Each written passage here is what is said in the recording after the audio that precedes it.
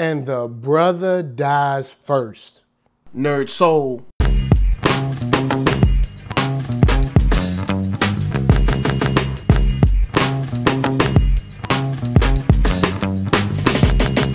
Late ill kid at OneYoungsta, holding it down, bringing that StreetGeek and NERDSoul. What is up, my people? Today, oh yeah, we coming with another wonderful episode of movie reviews. And I'm not gonna waste your time because we about to have some fun with Kill Command.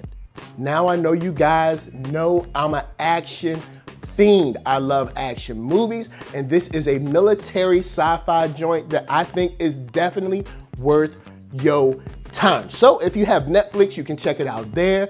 The movie is super cool, but I will say before we even get started, I know people gonna message me, I know y'all gonna be in the comments or whatever. This movie got 3 brothers in it, and not one of them makes it to the end.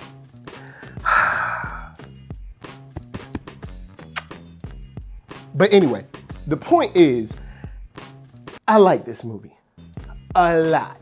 And this is gonna be a spoiler review, so if you've already seen it, that's great. If you haven't, I'm gonna try to kind of walk around the major plot points so you don't lose too much, but this is spoiler, so if you stay beyond this point, you're hurting yourself. So the biggest thing that I love about this movie is just the time-honored tradition of man versus machine. Of course, this has, I guess, moments of Aliens, moments of Predator, moments of Terminator in it, but this I guess somehow navigates it in a way where it doesn't seem like a ripoff or it doesn't seem cheesy.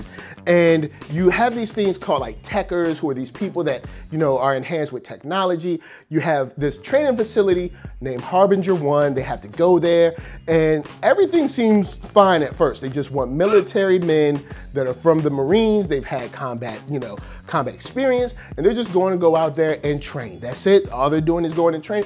And it seems like your basic training op. And what I love is that inside of this training, you know, I guess inside of this training op, you don't get your basic military people thing. And you know, the kind of basic military, like back home, I have, you know, my wife waiting for me, or, oh man, I really wish I was just at home enjoying the lovely fruits of my labor or something like that. You don't get those kind of discussions with these soldiers. I mean, they do relate to each other, but they don't kind of tie you down with your quintessential kind of cliche discussions about, I really wish I was back home, blah, blah, blah. Now, with the characters that they are dealing with, you have a bunch of Marines that are with this techer, and you can tell that she knows something, and she's good and she's bad. The thing that I like about her character is that she actually makes a decent arc from the beginning to end. Of course, she's keeping a lot of secrets from them, and Mills has a problem with giving the whole truth. Like, because from the beginning, she sees this huge robot that she knows is like mad super dangerous. And we find out in the end that she even created these robots, and she sees that they've been killing Marines, but she keeps that joint quiet, you know, and we find out that it's not that she was trying to be mean, she was trying to figure out if she could fix it. But before you can find out if you could fix it, if you know something is killing people, it would be nice to let these guys know that they're not going on a training op, they're going on more of a search and rescue, they're going on more of a survival mission, they're going on more of a straight combat mission. I mean, you can't just put these people at harm's way. And when they start firing, they start taking these Marines out, because they're these special units called SAR, and it's like study and reprogram, and they pretty much watch, you know, the Marines do whatever, and then they put their own military spins or military, I guess, actions on them. They turn their own style and craft and, you know, complete setup and layout on themselves. And I know that you want to keep this on lock, and you want to keep it, you know, on the low because of the company you work for, but people's lives are in danger. Now, before we go forward into the very end of this, I gotta remind you that you can find me at Black Hollywood Live. That's right, the first online network for African Americans is super dope, and you can check them out at blackhollywoodlive.com. They have celebrity interviews, after shows, sports talk, geek, nerd, tech, the whole shebang, and live streams every day at youtube.com/Black Hollywood Live. Now, since we're talking about robots and humans, let's get into the tech.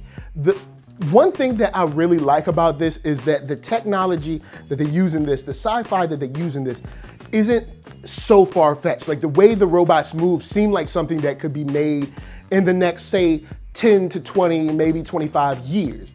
And the way they move seems to be more military sci-fi instead of like military sci-fi fantasy, if you can make that distinction. And I love how they pit them together with just fighting for your life between a program. Because even though these guys, I mean, these robots are definitely, they've got skills, they've got talent, and they are on point. You can see where, you know, fighting for your life as opposed to just being like a super smart robot, you see where the, how can you say, the smart, the ambition, the ideas of kind of be very crafty come into play when, you know, it's between you and a bullet. And that's where I have to kind of really give some love to the character of Bukes, because Bukes is someone who has stayed cool and calm, even though you can tell he's panicking, but he stayed calm enough to be, you still use some ingenuity, still be crafty, and still figure out a way to fight these things, because they find out that there's more than one of them. There's like a whole hangar bay of these things. There's like 9 or 10 of them ready to go. And Mills is not able to control these things through her eyes and, like, you know, the way she's able to reprogram. She's not able to contact them because I guess the one robot that went rogue is in a loop of playing these war games that are costing people their lives, which takes us into a last stand that I think is definitely worth your time. This is a tight movie, a cool movie, and a movie that definitely has a body count for you. So if you're looking for a body count, you're looking for sci-fi, you're looking for cool tech, but tech that doesn't seem out of this world, I think this is for you. If you love action, you love military sci-fi, I think you'll like this. And honestly, I'm gonna straight up give this joint 4 stars. I mean, you got Mills, who makes her character turn. You got Bukes, Drifter, who is super cool. You even have the regular drones and the more advanced SAR robots. You have this fight for survival. And whenever you have a fight for survival, I'm usually a sucker for that. I'm just gonna keep it real. I'm usually a sucker for a fight for survival. You got military men, you got robots, you got cool tech. It's right up my alley. And if you're an action guy who loves military sci-fi, or even just military, but you're open to sci-fi, I think you should check this out. It's definitely worth your time. So if you haven't seen it, check out Netflix. Kill Command is super dope. And if you've already seen it, holler at me, I'ma holler at you. Down in them comments, let me know what you thought about Kill Command. I'm definitely into it. And probably gonna check it out again next week. So anyway, of course, holla at you. And before I got bounced, I gotta tell you to hit up ThatNERDSoul.com. That's right, all my videos from the oldest, newest, latest, greatest, and all of that are right there. Then hit up shop.ThatNERDSoul.com and pick yourself up a t-shirt player. And don't forget to get one for them playettes.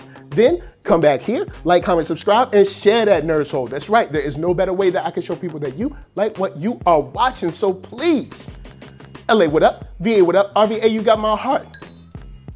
Be good to yourselves. Be good to each other. Boy, oh boy. And if you ever go on a training, any kind of training, I don't care what you're training for, be prepared for the worst. Peace.